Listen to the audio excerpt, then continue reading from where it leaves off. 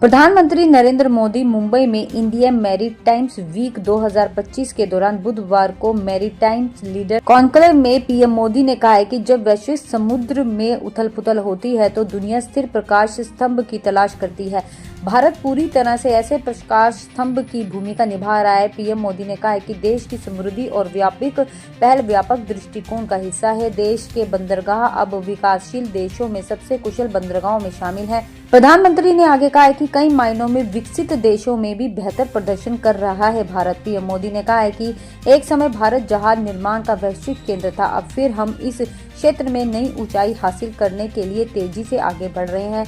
एक सदी से भी अधिक पुरानी औपनिवेशिक नौवहन अधिनियम को हमने 21वीं सदी के अनुरूप आधुनिक व भविष्योन्मुखी कानूनों में बदल दिया है। इससे भारत के समुद्री क्षेत्र तीव्र गति से ऊर्जा के साथ आगे बढ़ रहे हैं। आपको बता दें कि प्रधानमंत्री नरेंद्र मोदी ने कहा है कि वैश्विक तनाव, व्यापार बाधाओं और बदलती आपूर्ति श्रृंखलाओं के बीच भारत पूरी दुनिया के लिए एक प्रकाश की स्थिर केंद्र है। पीएम मोदी ने कहा कि भारत रणनीति, स्वायत्तता, शांति और समावेशी विकास का प्रतीक है। जीवन, लोकतंत्र एवं विकास विश्वसनीयता भारत का विशेष बनाती है। जहाज निर्माण क्षेत्र में सरकार करीब 70,000 करोड़ रुपए का निवेश करेगी। प्रधानमंत्री नरेंद्र मोदी ने आगे कहा कि हम हरित रसद, बंदरगाह संपन्न और तटीय औद्योगिक समुद्रों पर बहुत जोर दे रहे हैं। वर्ष 2025 में देशों के समुद्री क्षेत्र के लिए ऐतिहासिक रहा है, जिसमें कई अहम उपलब्धियां शामिल हैं।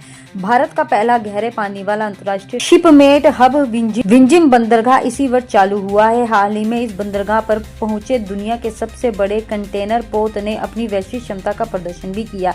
पीएम मोदी ने आगे कहा कि 2024-2025 में भारत के प्रमुख बंदरगाहों ने रिकॉर्ड कार्गो प्रवाह क्षमता हासिल की और दक्षता के नए मकाम स्थापित भी किए हैं। कंडाला बंदरगाह ने देश की पहली मेगावाट स्तरीय स्वदेशी हरित हाइड्रोजन सुविधा शुरू कर इतिहास रचा है। देश के चालू जल मार्गों की संख्या 3 से बढ़कर 32 हो गई है, जो प्रभावशाली उपलब्धि है। प्रधानमंत्री नरेंद्र मोदी ने आगे कहा कि मैरीटाइम इंडिया विजन के तहत 150 से अधिक पहल शुरू की गई है। कई अहम सुधार हुए हैं।